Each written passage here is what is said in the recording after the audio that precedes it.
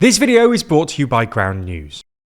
After less than a year in office and following months of political infighting, Geert Wilders pulled his Freedom Party out of the Netherlands ruling coalition, after issuing a blunt ultimatum to coalition partners last week to sign a sweeping 10-point anti-migration plan. With Wilders' PVV out of government, the incumbent coalition is likely to collapse, plunging the Netherlands into political uncertainty and will likely usher in fresh snap elections. So in this video, we're going to take a look at the ongoing chaos in Dutch politics, why Wilders has decided to pull the plug now, and what might happen next.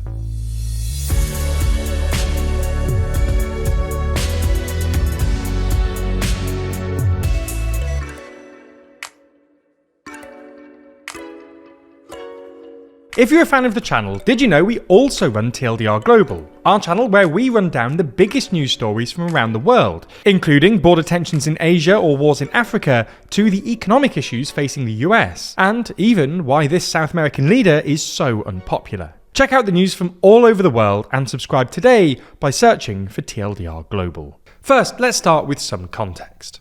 Running on a Eurosceptic anti-Islam and anti-immigration platform, in November 2023, the Dutch general election saw Wilders' PVV win 37 seats in the 150-seat House of Representatives, becoming the largest party in the parliament for the first time. This was obviously a massive victory for Wilders, who, during decades in opposition, had built a political career on calling for hardline policies against Islam and migration in the Netherlands.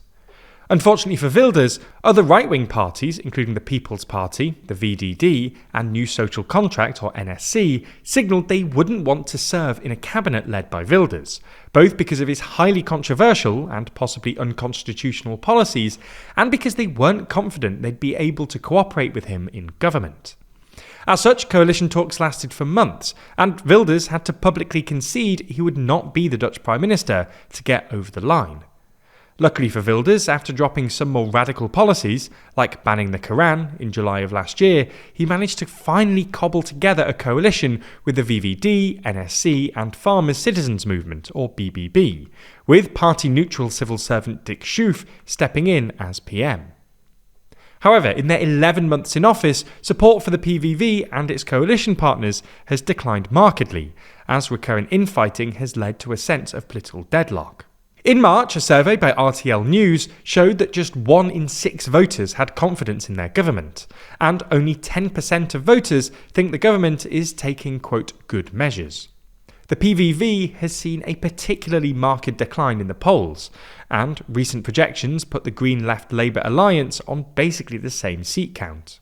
This is all apparently because voters think the PVV has failed to deliver on most of its key manifesto promises, such as fixing the country's ongoing housing crisis and radically restricting the Netherlands' immigration policies. This has led to a fair bit of infighting between Wilders and his coalition partners.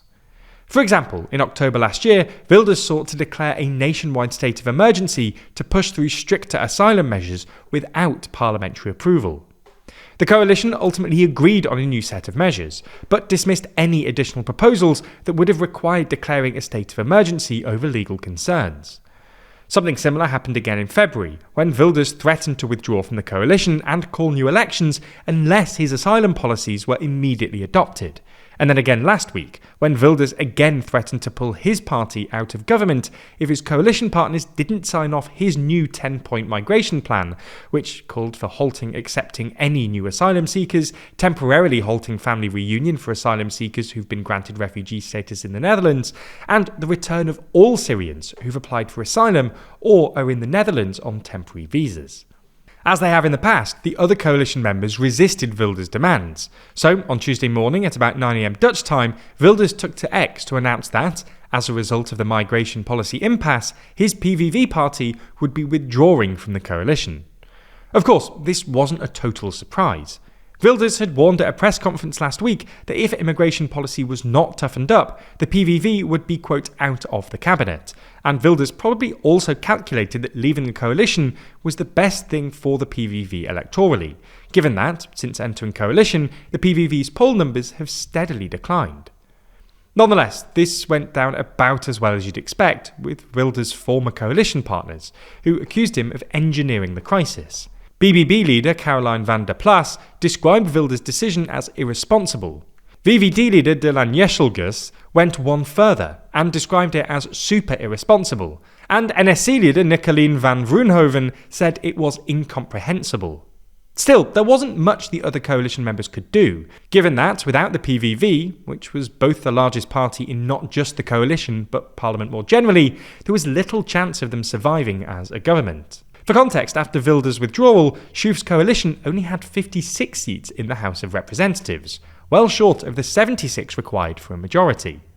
This is why, after a brief meeting with the remaining coalition members at 1:30 p.m, Schuff announced that the government had collapsed and tendered his resignation to King Willem-Alexander, who then called for fresh elections. So, what happens next? Well, as you can probably tell just by looking at the polls, Dutch politics is both crowded and volatile, so making concrete predictions is difficult. For what it's worth, Wilders will be hoping that, by ditching the coalition, he'll be able to return to the political tactic that served him so well in the past, namely bashing the Dutch establishment. He's presumably hoping that, if he can burnish his anti-establishment credentials while arguing that he just needs a few more seats to force his radical policies through, he'll be able to reverse the PVV's recent poll decline. This might sound a bit, optimistic, shall we say, given where the PVV are in the polls at the moment. But the PVV's popularity in early 2024, when Wilders was playing hardball in coalition negotiations and the PVV were polling around 35%, might give him some confidence. Nonetheless, at the moment, polls suggest that both centre-right and centre-left parties could gain quite a few more seats from new elections. The Labour-Green Left Alliance and the Liberal VVD party have gained popularity since the 2023 election, and are now polling just slightly behind Wilders' party.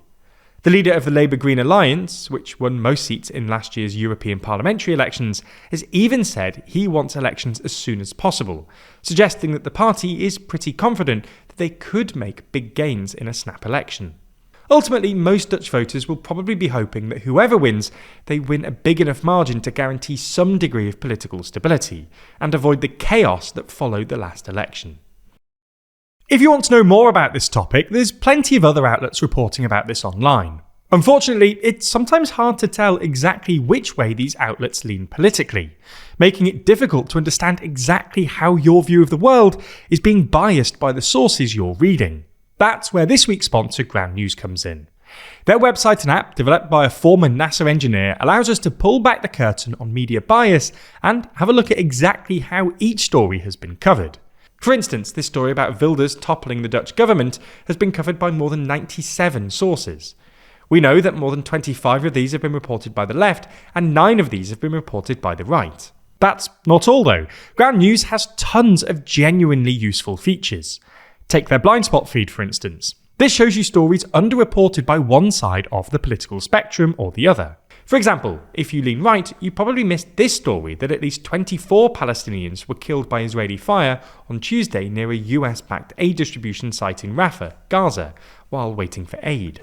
Here at TLDR News, we think that Ground News is an incredibly useful tool for our current media landscape, one that's constantly trying to attract your attention and sway you towards or away from certain political viewpoints. Having a tool that helps you spot this and helps you take action really is a game changer.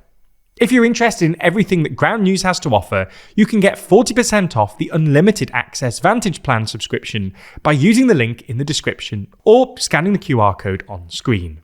This limited time offer is only available here, so make sure you go to ground.news/TLDR or click the link in the description to get started and support an independent news platform working to make the media landscape more transparent.